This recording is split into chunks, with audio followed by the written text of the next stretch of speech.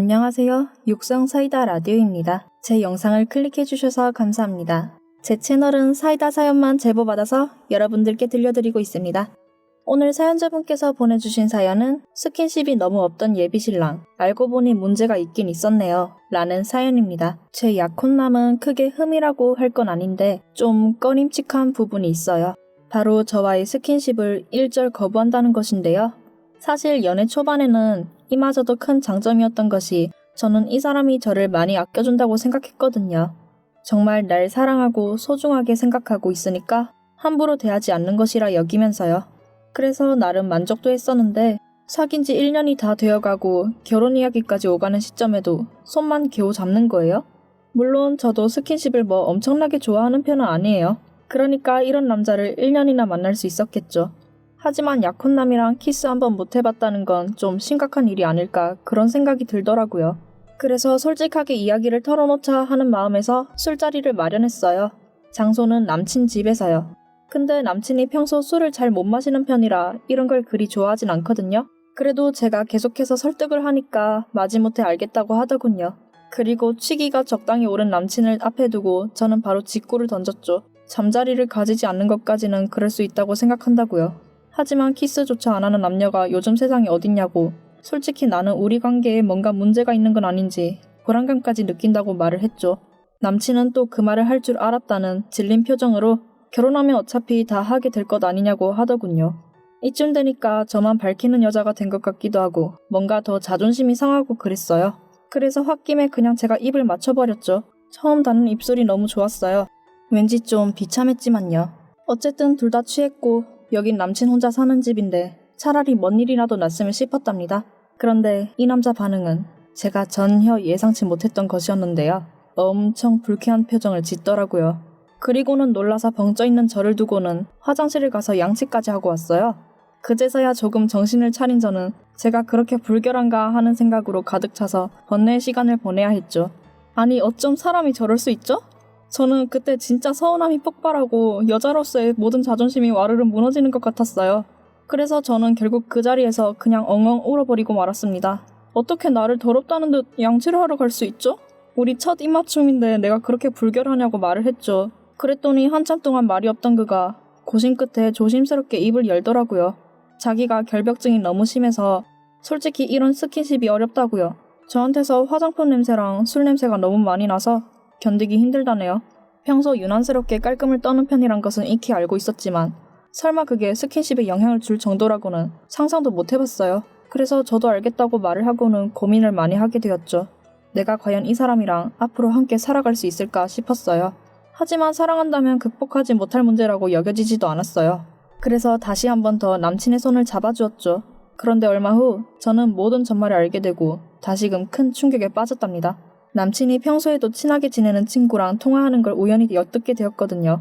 두 사람 사이가 워낙 좋아서 저도 소개를 종종 받았었는데요. 너무 친해 보여서 제가 질투가 다 날 정도였다고 할까요? 하여튼 왠지 저는 그쪽이 불편해서 그렇게까지 가까워지지는 못하고 있는 그런 관계였죠. 하지만 아무리 그래도 제 남친이 남자를 좋아한다는 것을 눈치챌 만큼 제 상상력이 풍부하지 못했던 잘못이었을까요? 남친이 남자를 좋아한다는 걸 알고 너무 큰 충격에 빠져버리고 말았어요. 솔직히 동성애자가 없지는 않지만 제 주변에 그것도 제 남친이 그럴 줄 어떻게 알았겠어요? 심지어 친구랍시고 매일 소개를 해주던 사람은 애인일지도 모른다고. 아니 애인인 것 같았고 말이죠. 저는 너무 놀라서 그냥 그대로 그 자리를 벗어났어요. 그리고 머리를 쥐어 싸맸죠. 결벽증이니 뭐니는 그냥 핑계였고 아마도 남친은 여자인 제가 싫어서 가까이 하고 싶지 않았나 봐요. 근데 그럼 저랑 연애를 해오며 결혼까지 하려는 이유가 뭐였을까 싶은 게 너무 고민스러운 거예요. 차라리 내가 잘못된 오해를 하고 있는 것이라는 편이 더 신빙성이 있게 생각되었죠. 그냥 제가 착각한 것으로 말이에요. 그래서 저는 아무렇지도 않은 척 다시 그 자리로 돌아갔답니다. 이미 전화를 끊은 그는 여느 때와 같이 저를 기다리고 있더라고요. 그리고 넌저시 남친을 떠보았죠. 그 친한 친구 언급을 하며 마침 내가 괜찮은 여자를 소개시켜주고 싶다고 슬쩍 떠보면서 말을 했어요. 그러니까 자리 좀 마련해달라고 하니 표정이 영 내켜 보이지 않더라고요. 몰랐다면 그냥 별 생각 없이 넘어갔을 텐데 영 찜찜한 표정을 짓더라고요. 이미 두 사람이 무슨 사이일지 상상을 하고 있으니 저 표정조차 애인을 빼앗기기 싫은 것으로 해석이 돼서 너무 소름 끼치기도 하고 괴로웠어요. 결국 걔는 소개팅 같은 거는 별로 좋아하지 않는다며 제가 신경 쓸 문제가 아니라고 못을 박더군요. 그리고 제가 두 사람의 관계를 아주 확신할 수 있었던 때는 바로 남친이 친구를 만나러 가야 해서 저를 볼 수 없다고 한 주말이었는데요.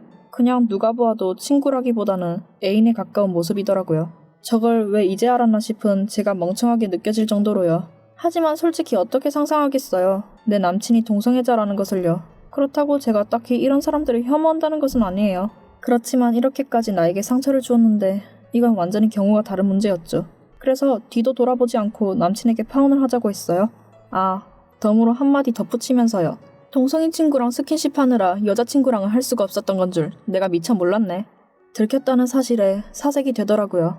자기 부모님도 모르신다고 저한테 조용히 해달라고 하는데 기가 찼어요. 그것보다 우선은 사과를 하는 것이 먼저가 아닌가요? 무려 1년간 교제를 했던 사람이 이런 쓰레기였다니 충격적이었죠. 그래서 저는 너네 부모님한테 내가 갑자기 약혼을 파하는 이유는 솔직히 말씀을 드려야 하지 않겠냐고 그를 은근히 협박했죠. 어찌나 비련의 남자 주인공처럼 구시는지 저는 제가 악녀라도 된 것 같은 기분이었네요. 하지만 그렇다고 자기가 어쩔 건가요? 아주 납작 엎드려서는 제게 빌다시피 부탁을 하더라고요. 그제서야 자기가 잘못했다는 말도 하면서 말이에요. 물론 그 말에는 어떠한 진심도 느껴지질 않았지만요. 그렇게 부탁을 하다가 이게 안 먹힌다 싶었던 건지 그 다음에는 제게 화를 내더라고요. 위협까지 가하려는 그의 모습에 정말 더 떨어질 곳도 없던 그에 대한 마음이 바닥을 치더라고요. 사람들이 지나다니는 카페에서 이별을 말한 게 다행이라면 다행이었지 싶네요. 둘만 있는 공간이었으면 진짜 큰일이 났을지도 모른다는 생각이 들 만큼 그가 흥분해 있었거든요. 그래서 저는 도망치듯 그 자리를 벗어나 그대로 예비시댁에 방문을 하였습니다. 저를 참 예뻐해 주시던 분들이었는데 솔직히 저도 파혼 이야기 꺼내며 당신 아들이 남자를 좋아한답니다 말씀드려 충격을 드리고 싶진 않았어요. 그래서 그냥 조용히 개인 간의 성격이 맞지 않아서 그냥 헤어지게 되었다고 말씀을 드렸죠. 남친이 제게 큰 잘못을 한 것이냐고 물으시길래 딱히 그런 것도 아니라고 제가 죄송하다고 그렇게 말했어요. 어머님은 눈물까지 흘리시며 좋은 인연으로 이어질 줄 알았는데 너무 아쉽다며 속상해 하시더라고요. 아버님도 알겠다고 한마디만 하셨지만 내심 서운한 눈치셨고 말이에요. 이렇게 좋은 두 분께 역시 몹쓸 소식은 알려드리지 않아서 잘했다고 생각했어요. 내심 잘 참아내고 좋게 끝내려고 한 제가 자랑스럽기도 했고 말이죠. 어쨌든 그에게도 아픈 약점이자 고민이었을 테니 말이에요. 그런데 역시 이 개자식은 끝까지 제 기대를 저버리지를 않고 일을 터뜨리더라고요. 제가 막 인사를 드리고 일어나려는 찰나에 그가 뛰쳐들어오더니 저를 죽일 듯이 노려보며 말하더군요. 설마 이런 애 말을 믿고 제가 남자를 좋아한다느니 그런 말을 곧이 곧대로 믿는 건 아니시죠? 그냥 얘가 별로여서 피했던 거예요. 다른 좋은 여자 만나서 소개해드릴 테니 헛소리에 신경 쓰지 마세요. 두 분 다. 이어지는 그의 말에 그야말로 예비시댁은 뒤집어졌습니다. 여러분들도 아시다시피 저는 아무 말도 안 했어요. 지가 지 무덤을 파고 들어간 꼴이죠. 갑자기 그게 무슨 말이냐며 깜짝 놀라시는 어머니 반응에 그제서야 뭐가 이상하다 싶었는지 저를 보더라고요. 저는 조용히 말해주었죠. 나는 아무 말도 하지 않았는데 네가 꺼낸 거라고요. 그리고 노발대발 무어라 노성과 울음 섞인 비명이 오고 가는 그 집에서 저는 조용히 슬쩍 빠져나왔답니다. 다음날 어머니는 지친 목소리로 제게 전화를 하셔서 어차피 넣어주려고 준비해두었던 예물이니 다 가져가라고 하셨어요. 거절을 하는 제게 자기 아들이 못나서 너무 미안하다고 이거라도 받아달라며 간곡하게 말을 하셔서 더 거절하지도 못하고 받게 되었어요. 이게 참 결국 그의 자업자득인 셈이니 속이 시원하면서도 저런 남자를 사랑했던 제 1년이 참 보잘것없게 느껴지더군요. 어쨌든 저는 그냥 좋은 인생 경험 한 셈 치렵니다. 뜻하지 않은 위자료 아닌 위자료도 받았고 말이에요.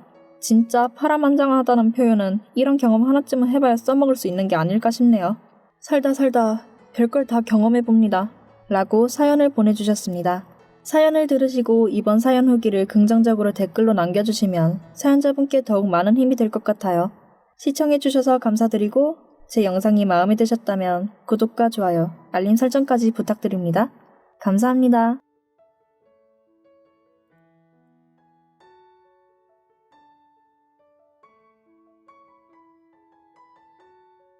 동성인 친구랑 스킨십 하느라 여자친구랑은 할 수 없었다는 건 줄 내가